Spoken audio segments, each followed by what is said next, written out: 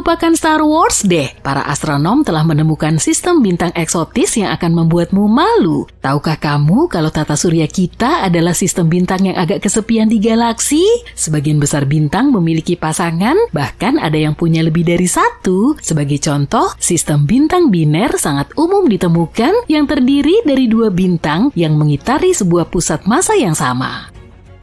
Biasanya kamu tidak bisa melihatnya dengan mata telanjang. Bagi pengamat di bumi, kedua bintang itu kemungkinan besar akan terbentuk bersama dan tampak menjadi satu. Sebagai contoh, Alpha Centauri A dan Alpha Centauri B bersama-sama membentuk sistem bintang biner. Keduanya merupakan bintang paling terang di rasi bintangnya dan bintang ketiga paling terang di langit malam secara umum, hanya kalah terang dari Sirius dan Canopus. Namun jika kamu melihatnya, mereka akan tampak seperti bintang tunggal. Meskipun tidak selalu seperti itu, ada juga yang disebut bintang ganda. Bintang-bintang ini berada sangat dekat sehingga tampak seperti sistem bintang biner dan bisa jadi keduanya adalah bintang biner atau bukan. Kamu bahkan bisa melakukan sedikit tes mata di rasi bintang biduk. Cobalah mencari Mizar dan Alcor. Keduanya agak sulit dikenali, tapi ada di sana tepat di lengan bintang biduk. Nah, jika kamu bisa melihat keduanya, bukan hanya satu, tapi dua, berarti kamu memiliki penglihatan yang baik. Dan hey, mengapa harus puas dengan hanya dua bintang ketika kamu bisa memiliki lebih banyak? Sistem 3 bintang juga cukup umum dengan 3 bintang yang mengitari satu sama lain dalam tarian kosmik yang rumit. Sistem ini bisa penuh dengan kejutan karena orbitnya sangat sulit diprediksi. Tapi semua itu tidak ada apa-apanya jika dibandingkan dengan penemuan yang baru saja terjadi. Beberapa tahun yang lalu, sebuah tim peneliti menemukan sistem tata surya bintang 5 yang sebenarnya. Tata surya ini terletak 250 tahun cahaya jauhnya di rasi bintang Ursa Major dan ditemukan oleh proyek Super WASP. Semua bintang di sana terbentuk dari piringan debu dan gas yang sama, dan sekarang mereka terhubung dalam satu tarian gravitasi yang kompleks. Ini bukan berarti bahwa mereka sangat dekat satu sama lain. Mereka tidak melakukan semacam tarian dansa. Bahkan jarak mereka lebih jauh dari jarak orbit Pluto mengelilingi matahari. Biasanya sistem yang besar terdiri dari sistem-sistem yang lebih kecil. Misalnya dalam kasus ini, ada 2 bintang yang berada sangat jauh, 2 bintang yang berada sangat dekat sehingga salah satu bintang mencuri hidrogen dari bintang lainnya. Dasar nakal. Dan 1 bintang yang sendirian. Tapi mereka semua mengorbit di sekitar pusat gravitasi yang sama. Dengan semua interaksi ini, sungguh mengherankan mereka tidak bertabrakan dan menciptakan satu kekacauan besar dan terang di langit. Tapi tidak mengherankan kalau setiap sistem seperti itu lebih kompleks dan lebih langka daripada sistem sebelumnya. Semua ini menimbulkan pertanyaan, lingkungan unik seperti apa yang mungkin ada di sistem seperti itu? Seperti apa kehidupan kita jika kita tinggal di sana? Yuk kita lihat.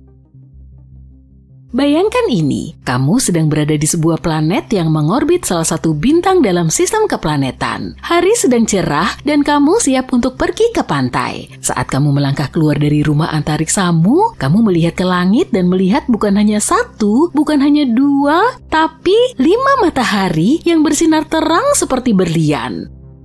2 di antaranya sangat berdekatan, seolah-olah mereka adalah satu. Kemudian kamu melihat pasangan lainnya agak berjauhan, masing-masing dengan cahayanya sendiri. Akhirnya, bintang penyendiri di sudut hanya melakukan kegiatannya sendiri. Sungguh luar biasa. Sekarang kamu mungkin bertanya-tanya, seperti apa siklus siang malam dan pergantian musim di planet seperti itu? Nah, di sini mungkin akan sedikit rumit nih. Tergantung pada orbit bintang-bintangnya, planet ini bisa mengalami siang dan malam yang tidak menentu. Bahkan bisa juga konstan atau berlangsung dalam jangka waktu yang sangat lama. Semua tergantung pada lokasi planet. Seandainya kita tinggal di sistem bintang biner, segalanya akan lebih mudah. Akan ada 2 periode yang berbeda antara siang dan malam karena planet mengitari 2 bintang. Tapi dengan 5 bintang, kecemerlangan dan posisinya akan terus berubah sehingga siklus siang dan malam bisa menjadi sangat kacau. Hei, aku butuh tidur. Di sisi lain, hal ini akan menghasilkan pemandangan yang spektakuler. Kita bisa melihat beberapa matahari terbit dan terbenam yang berbeda dengan kecerahan dan warna yang berbeda pula. Setiap hari lagi, pergantian musim tidak menjadi lebih mudah. Kalian tahu bahwa di bumi kita memiliki 4 musim yang disebabkan oleh kemiringan sumbu planet kita terhadap matahari. Nah, di sistem bintang 5, lokasi bintang-bintang bisa membuat planet kita menjadi gila. Ini seperti memiliki banyak koki di dapur, semuanya mencoba memasak hidangan yang berbeda pada saat yang bersamaan. Sebagai contoh, jika kita lebih dekat dengan bintang A, kita akan mengalami lebih banyak kondisi seperti musim panas. Jika kita lebih dekat dengan bintang B, maka akan terasa lebih dingin seperti musim dingin. Dan jika kita berada di suatu tempat di tengah-tengah, kita akan merasakan musim panas dan musim dingin pada saat yang bersamaan. Seperti mencoba menjagel beberapa bola sekaligus.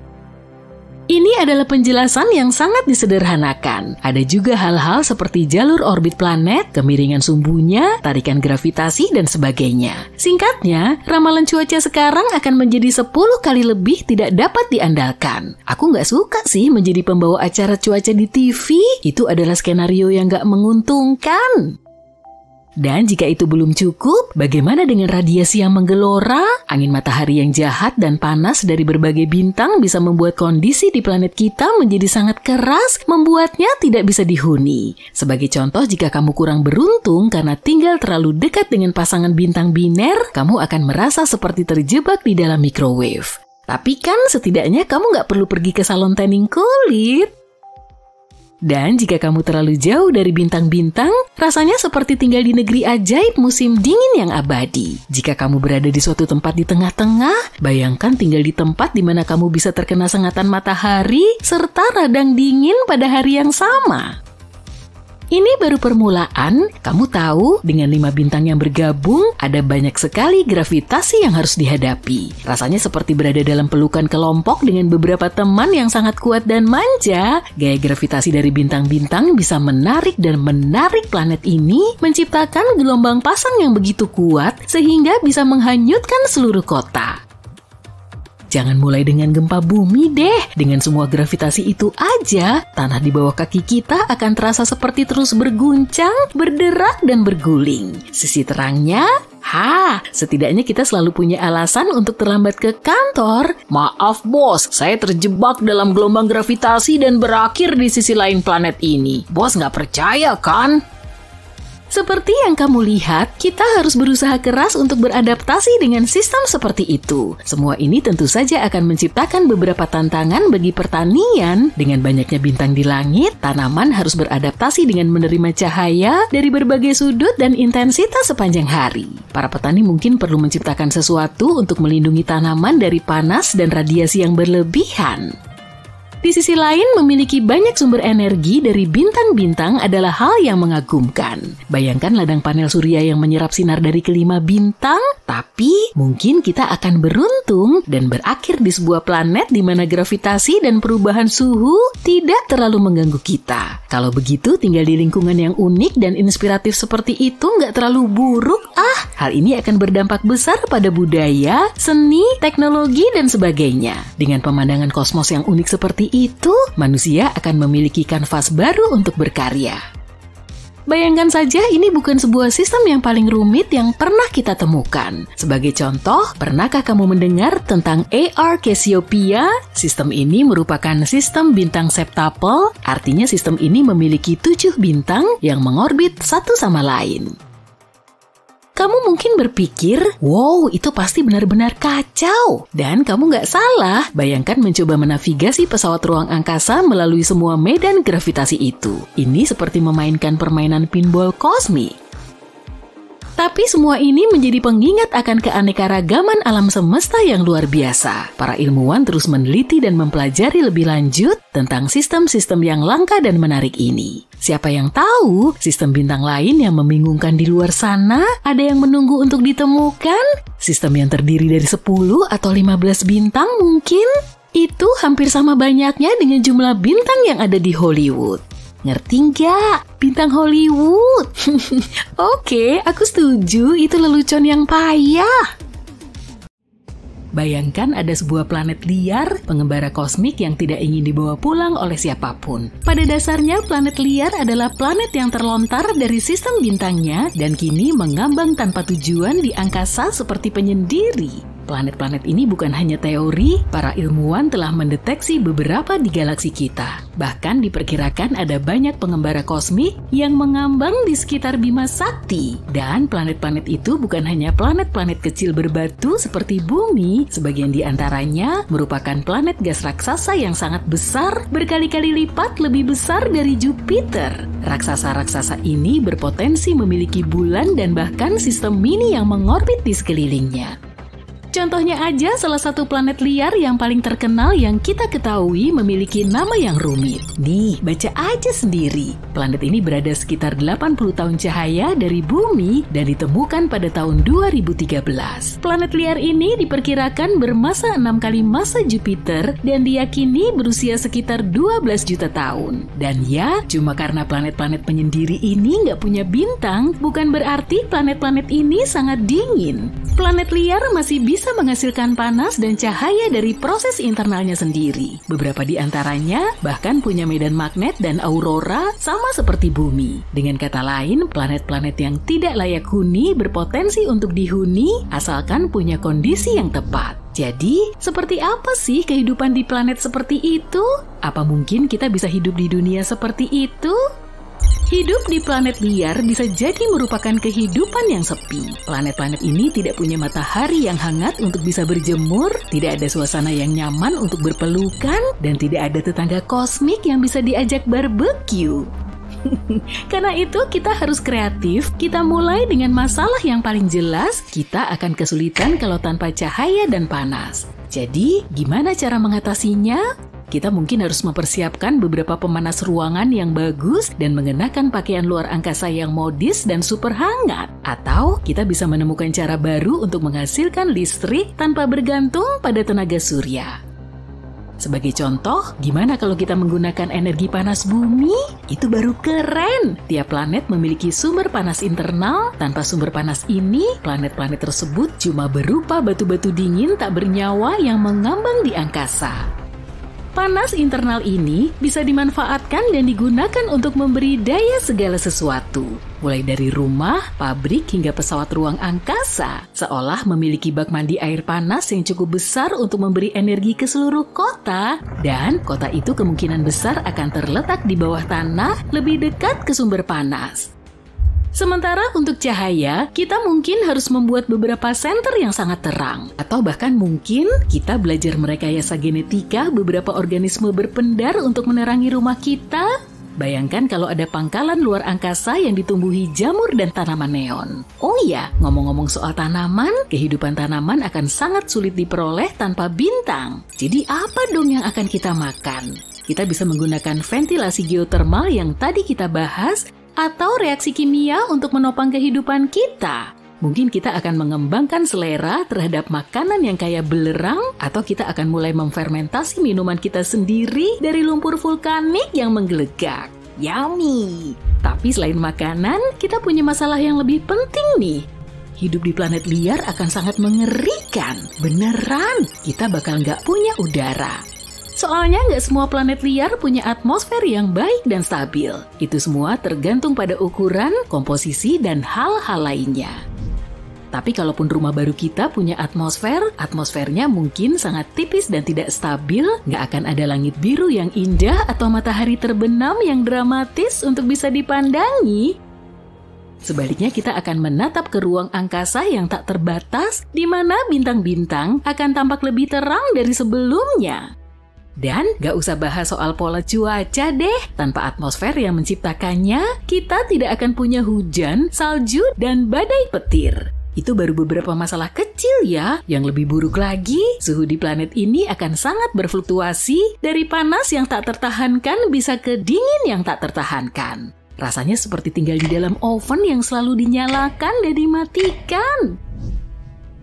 Dan terakhir, kita akan terpapar puing-puing luar angkasa dan radiasi kosmik. Jadi kalau nggak mau kulitmu gosong, kamu mungkin harus siap-siap beli sunblock dengan SPF yang tinggi. Jadi, gimana kita mengatasinya? Pertama, kita harus menemukan cara untuk menghasilkan oksigen sendiri dan mungkin menciptakan sesuatu seperti biosfer luar angkasa. Sebagai contoh, kita bisa menanam beberapa tanaman yang bisa menghasilkan oksigen, atau kita bisa belajar menyaring udara seperti alat penyaring udara berteknologi tinggi. Terakhir, ada masalah yang paling penting nih, menemukan air. Disinilah lautan bawah laut bisa membantu kita. Kita benar-benar menyelami berbagai kemungkinan ya. Tapi beneran, ilmuwan menduga kalau sebagian dari planet-planet ini memang punya lautan di bawah air. Rasanya seperti tinggal di dalam balon air raksasa yang terkubur di bawah tanah, dan tanah di bawah kakimu terbuat dari es dan batu.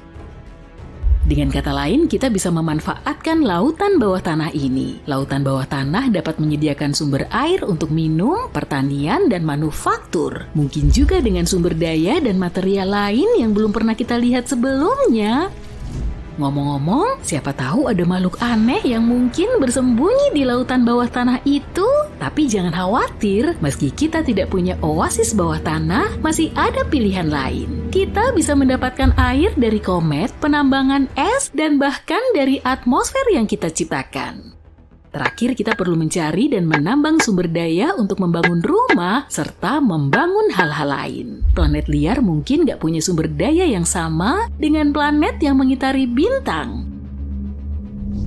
Ini seperti lagi nyari harta karun di gurun pasir, gak ada yang pasti. Kita mungkin harus mengandalkan sumber daya dari asteroid terdekat dan hal-hal semacam itu. Dan kalau kita ingin mengambil sumber daya dari planet itu sendiri, kita mungkin harus mengebor berkilo-kilometer es dan batu. Tapi kalau kamu siap menghadapi tantangan ini, selalu ada peluang untuk menjadi kaya raya di planet liar. Dan siapa tahu mungkin kamu bakal nemu sumber daya baru yang bahkan lebih berharga daripada emas atau berlian.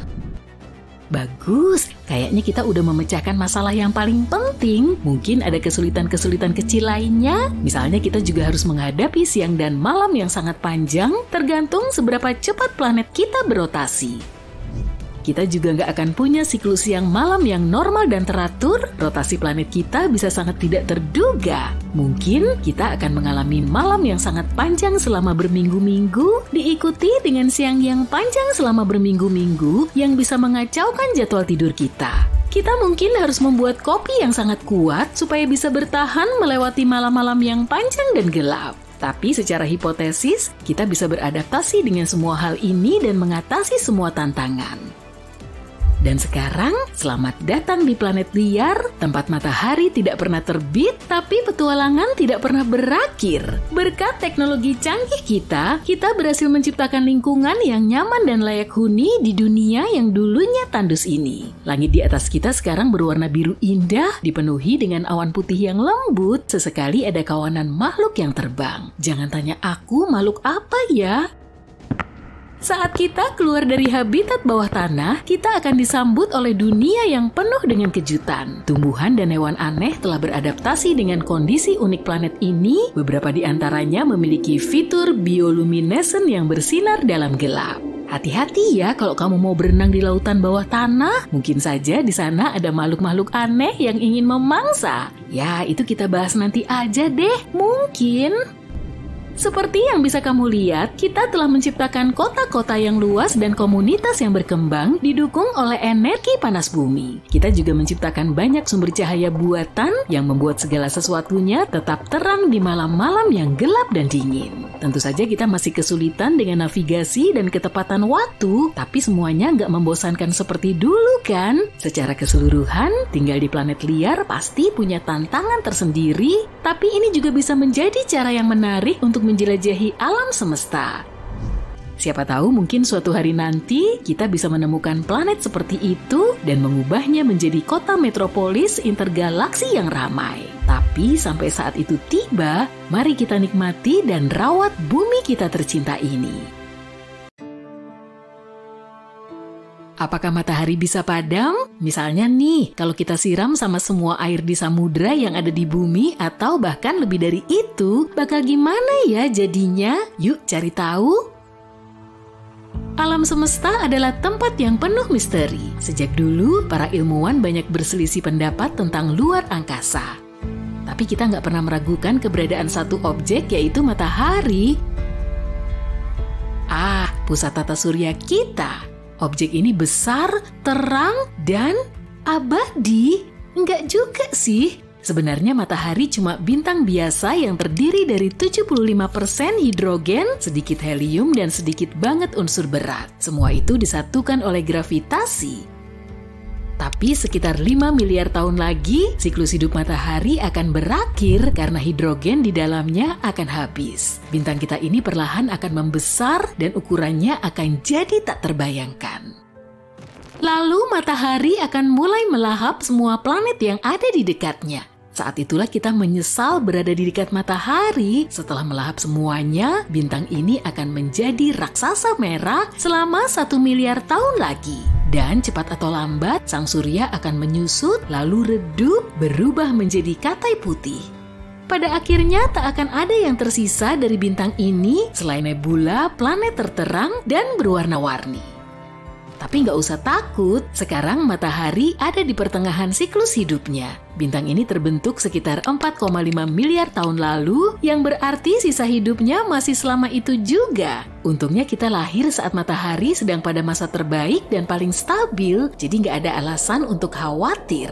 Tapi, coba kita bayangin skenario yang berbeda. Yuk! Gimana kalau kita percepat siklus hidup matahari dengan bantuan air? Coba kumpulin semua air di bumi, lalu kita siram matahari. Tapi kita butuh ember dulu nih, bukan yang ini ya. Kita butuh ember yang super duper besar. Ember yang bisa nampung air sekitar 1,3 miliar kilometer kubik. Diameternya setara dengan jarak dari Washington ke Chicago. Atau kalau cuma ada ember biasa, jumlahnya harus ada 70 kuintilium, yang berarti nolnya ada 18. Bayangin dapat ember sebanyak itu. Waktunya memadamkan matahari. Kita siram bintang ini dengan air tadi.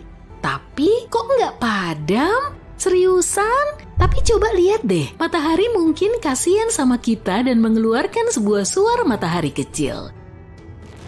Ternyata seluruh air di bumi cuma setetes untuk matahari. Manusia sering meremehkan ukuran matahari dibandingkan planet kita. Sebenarnya, sebanyak 1,3 juta bumi bisa muat di satu matahari. Pantesan aja matahari nggak akan padam atau lebih dingin. Malah mungkin nggak sadar dengan tindakan kita. Tapi jangan nyerah, pokoknya kita pengen matahari padam.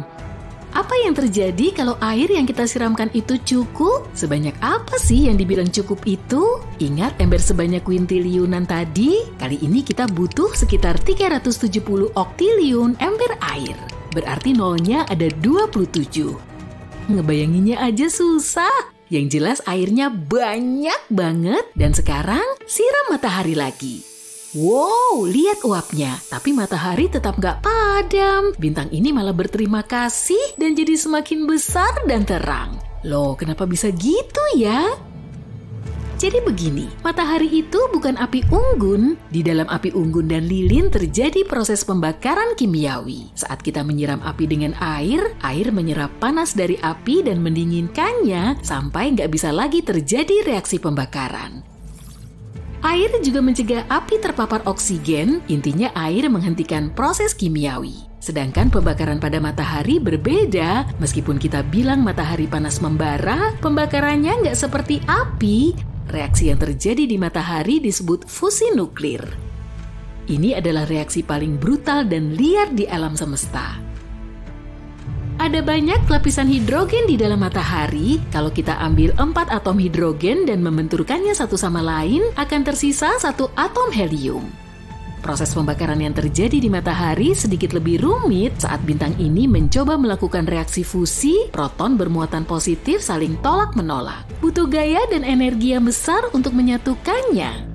Untungnya ada kekuatan ajaib di luar angkasa, yaitu gravitasi. 99,8% massa tata surya adalah matahari. Berat banget kan? Massa inilah yang menahan matahari dengan bantuan gaya gravitasi yang besar. Jadi gravitasi menyatukan berkuadriliun atom hidrogen kecil setiap detik setiap harinya. Saat bertabrakan, atom itu melepaskan energi, jadi nggak seperti api, matahari bukan butuh oksigen untuk menyala, melainkan hidrogen. Kita tahu kalau rumus kimia air adalah H2O, artinya air terdiri dari atom hidrogen dan oksigen, jadi air seperti bahan bakar untuk matahari. Ini bagai memadamkan api dengan bensin. Selain itu, massa tambahan dari air malah bikin matahari lebih berat. Hal itu membantu kinerja gravitasi. Ditambah lagi, proton akan saling bertabrakan dengan lebih cepat. Berkat ini, sintesis akan semakin cepat. Ya ampun, matahari jadi super kuat dan sekarang melahap kita beserta planet-planet lain yang ada di dekatnya. Kalau kita terus menyiramkan air, cepat atau lambat matahari akan hancur, lapisan luarnya akan meledak, dan bintang ini akan menjadi lubang hitam. Waduh, gawat! Sekarang lubang hitam ini akan mengisap semua objek yang ada di sekitarnya. Salah langkah nih. Ayo kita ulang lagi dari awal deh, karena udah jelas percobaan air kita gagal. Satu suar kecil matahari kedengarannya jauh lebih baik, kita kembali ke matahari yang normal dan tenang. Tapi kayaknya kita melupakan sesuatu nih. Bagaimana kondisi bumi sekarang setelah airnya dikuras habis? Kita tahu air berperan sangat penting bagi kehidupan di bumi. Sekarang banyak banget ikan dan hewan laut mati di tempat yang dulunya lautan. Kasian banget kan? Makhluk-makhluk laut dalam nggak bisa bertahan menghadapi perubahan tekanan sedrastis itu. Alga dan koral juga menjadi kering. Tunggu, bukannya alga dan koral menghasilkan 50-80% oksigen di bumi ya? Ups, waktunya pakai masker oksigen nih. Terus gimana keadaan di daratan? Sekarang semuanya jadi daratan sih, tapi kamu ngerti lah. Wow, daratannya jadi panas banget. Ini udah pasti. Kalau nggak ada laut, berarti nggak ada awan atau hujan. Sekarang kebakaran hutan terjadi di mana-mana. Hewan-hewan harus kabur dan meninggalkan habitat mereka. Tapi mereka juga nggak akan bisa nemuin rumah baru karena semua tumbuhan akan mengering dengan cepat. Nggak ada lagi tempat untuk hidup di bumi. Kini bumi menjadi seperti gurun besar, tapi manusia udah ribuan tahun tinggal di gurun kan? Mungkin mereka tahu gimana caranya? Jawabannya enggak. Mereka yang tinggal di gurun juga butuh minum. Jelas keadaan di bumi sangat kacau. Semua yang masih bertahan hidup saling berebut tetesan air terakhir. Itu pun kalau ada makhluk yang masih hidup, sekeras apapun mereka berjuang, nasib mereka udah jelas. Laut menyerap banyak sekali karbon dioksida dan panas dari matahari. Laut juga menyebarkan panas ke seluruh bumi sehingga nyaman dihuni. Dan begitu laut hilang, suhu akan naik dengan cepat hingga minimal 121 derajat Celcius. Tapi meskipun suhunya nggak seberapa, sekarang udah nggak ada lagi awan. Padahal awan juga mencegah kita terkena radiasi matahari loh. Jadi kita juga terpapar dampak langsung cahaya matahari. Harapan kita tinggal gunung-gunung es, tapi karena suhu udah panas banget, gunung es pun mencair. Padahal mungkin gunung es ini jadi harapan terakhir umat manusia. Tapi suar mataharinya keren sih, dasar manusia.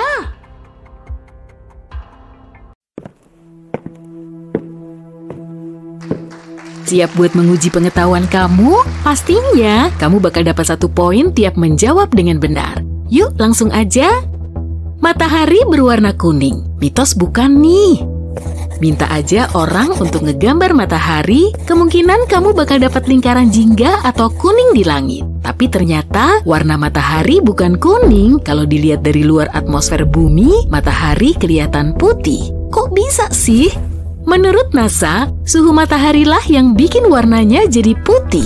Matahari terdiri dari campuran semua warna, jadi kelihatan kayak putih di mata kita. Terus, kenapa kalau dari bumi kelihatan kuning atau jingga, panjang gelombang berwarna, kuning atau jingga lebih panjang? Warna inilah yang terlihat oleh kita. Warna yang panjang gelombangnya pendek cuma sampai ke atmosfer.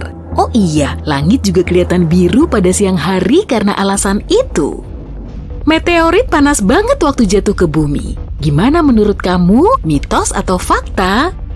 Waktu orang-orang ngelihat bola api di sekitar meteorit, mereka pikir suhu meteorit panas banget. Padahal enggak ya, meteorit nggak langsung mendarat di bumi. Kebanyakan udah miliaran tahun berada di luar angkasa. Nah, luar angkasa itu dingin, cuma beberapa derajat di atas nol absolut. Tapi bukannya meteorit jatuh ke bumi dalam keadaan terbakar. Kok bisa?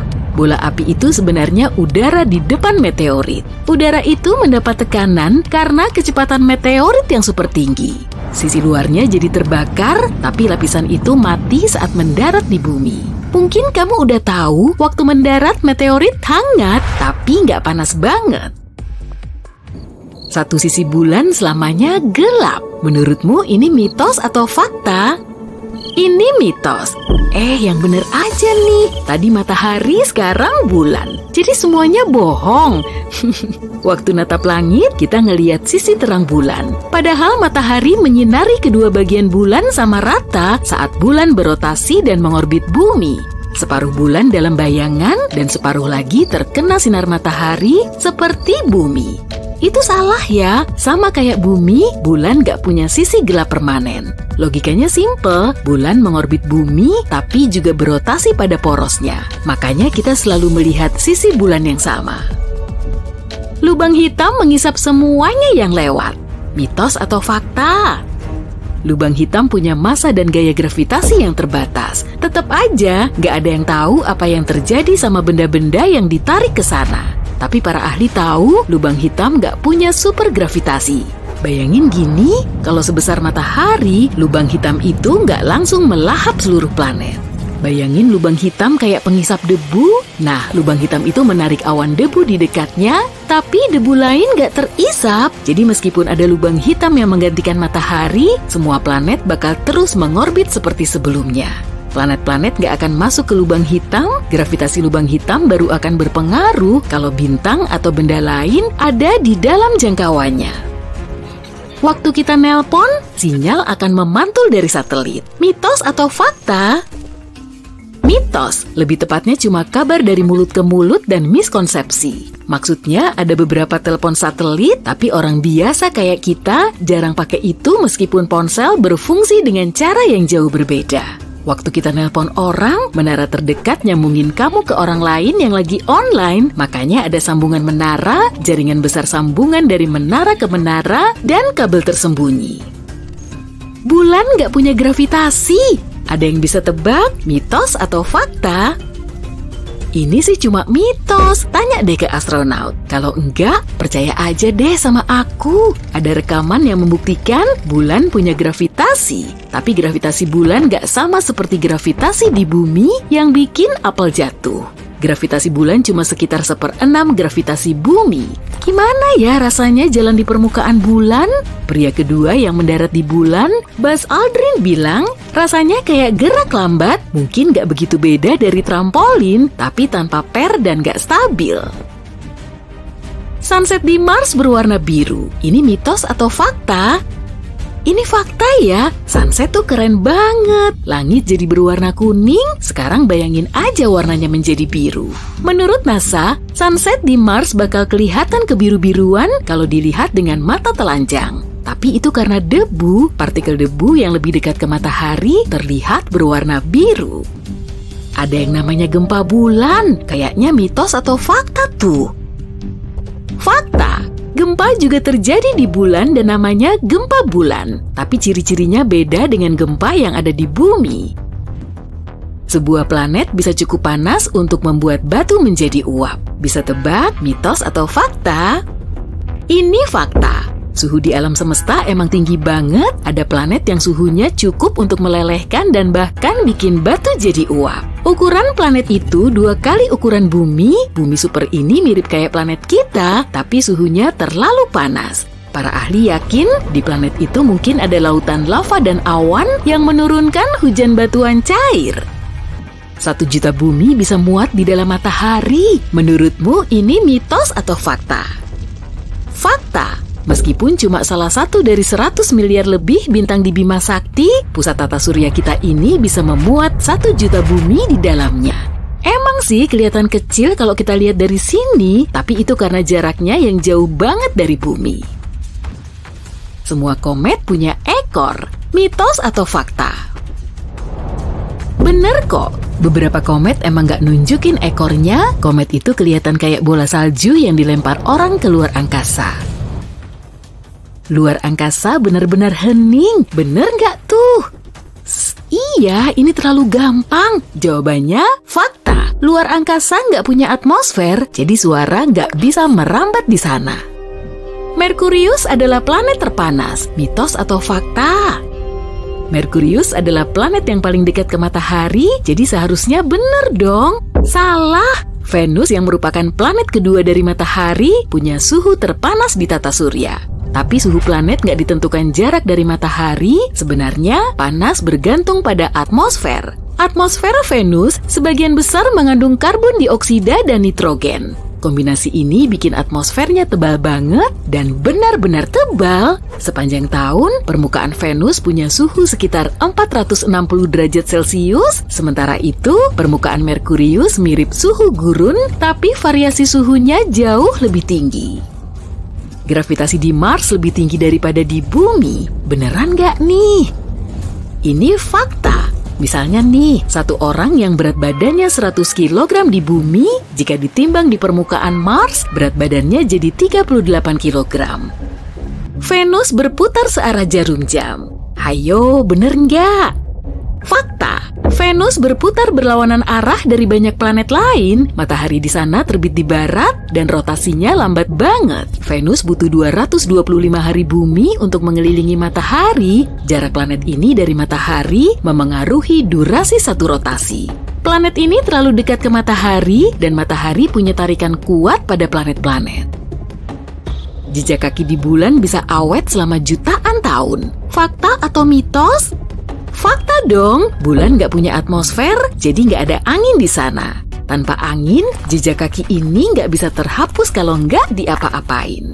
Jadi, berapa total poin kamu? Komen di bawah ya.